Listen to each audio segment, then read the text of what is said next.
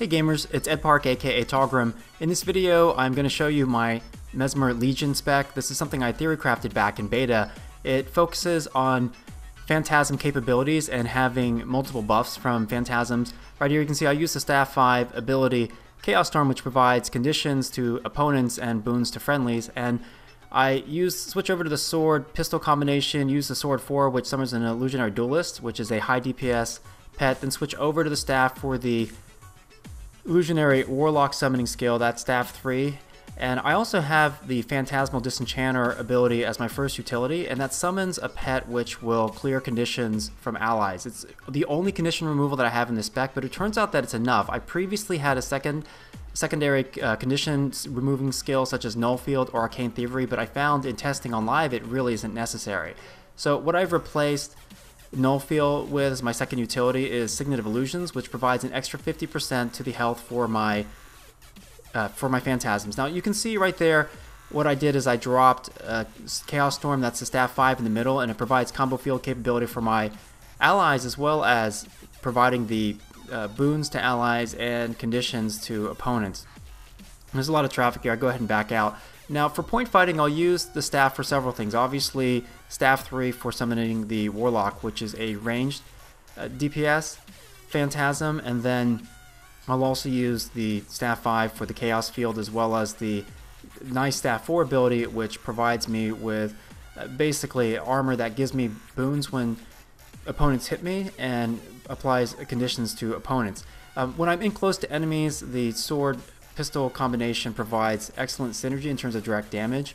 The sword 2 ability is amazing. It's a melee AoE channel that also provides you with full evasion. So taking some damage here, go ahead and back out a little bit, summon my my illusionary duelist, the pistol 4 ability, which is just awesome.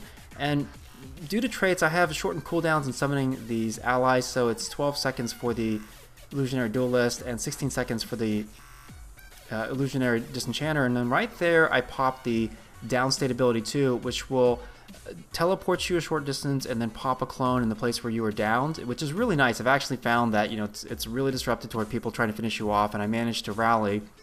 And I go ahead and ninja the mine node, and one other change that I made was I swapped out decoy as my third utility for the blink ability. I found blink much better than the stealth for a few reasons. One, the stealth has a longer cooldown. Two, even if you're stealth, you might still have a root or snare effect on you, in which case whatever your opponents are about to do when you try to stealth, they might still be able to hit you with. Now 3 opponents roll in, so this is a 1v4. I'm facing 3 human opponents plus Spawnier, so I immediately pop Moa Bird onto one of them. I'm sitting here, making sure that I get my Phantasms up as much as possible. I use the Sword 2 to provide an evasion, apply some damage to Spawnier, and I managed to down him. I blink away, and I'm going to get down in a second here, but that's fine. I gained 25 points for our team, even though they're about to gain 5 from killing me. So there's some really cool things about this spec. One thing that you'll notice is that I don't use my Shatter abilities much at all. Really, the only Shatter ability that I consider using and it's situational is the third Shatter ability or the fourth Shatter ability. The third one is applies a daze effect, so it can be very helpful for interrupting opponents who are trying to finish or revive a target. And then the fourth Shatter skill provides you essentially with an evasion buff. So the issue with using Shatter skills, so one, my Phantasms, there are multiple things that happen. When I summon a Phantasm, they provide my allies with regeneration, and through a trait, when I get regeneration, I also get protection. In addition, the Phantasms they have a 72% crit rate, and they apply bleeds when they crit, so they'll stack bleeds really quickly on their target. And you can see like the target at the back there is bleeding 54s pretty quickly. So I stack direct damage, but I do get some pretty solid amount of conditions placed, bleed conditions on target. So on top of the direct damage the Phantasms do and the bleeds, they also provide me with 3% direct damage mitigation, 3% direct damage buff, and a movement speed. So you can see I get a lot of synergy out of my illusions, especially my Phantasms. And my Phantasms, with the traits that I have a plus 70% to their HP pool. So it takes some time to burn them down. They have good uptime. I have short cooldowns on summoning my Phantasms. So what I essentially have is high uptime on Phantasms, and I can even overlap multiple, like 2 illusionary duelists, which is really good for sustained DPS. And the nice thing is because I have these pets and I'm not shattering them, it creates a lot of noise or mental confusion for opponents because they have to sift through the pets to determine, where I am. And granted, the phantasms don't look like me, but I do summon clones as well. But the net effect is that I can fight and kite and my pets will do damage for me.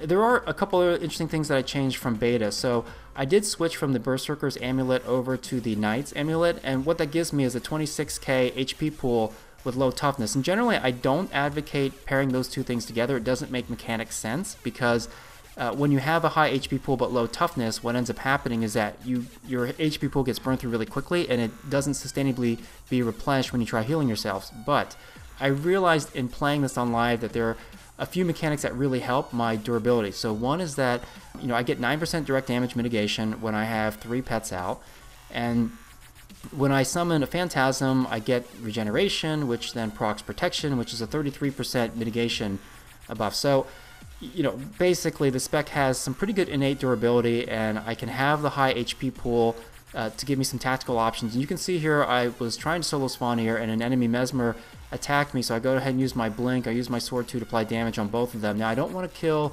the Mesmer before I down spawn here, and I'm trying to rotate through my pets and get my Phantasmal Disenchanter, etc. This is kind of a tight spot because spawn here actually hits pretty hard, and I found like the spec that I have, it's really easy to summon these bosses, to solo these bosses here, but obviously I have an opponent on me. But the hilarious thing is I use my Downstate 2 ability, it ports me, spawn here drops target, goes over, beats in the Mesmer's face, which ends up giving me a rally.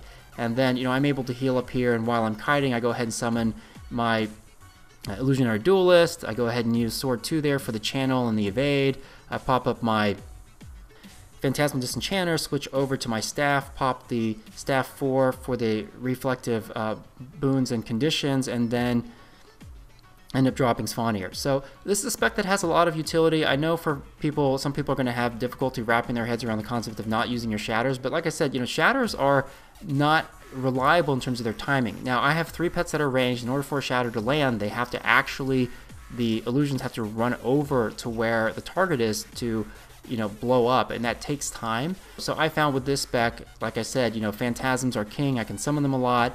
They do good damage. They bleed people. They give multiple boons to me. They give multiple buffs, the damage mitigation, the direct damage, and the movement. So this is a spec really built around your pets, and like I said, it caused a lot of mental confusion for people trying to fight against you if you're spec this way. So let me know what you think of this video. If you have any questions, I will be writing a full guide. If you want the link to the spec, check the description for this video. Let me know what you think. Please like, share, favorite, subscribe. Take care.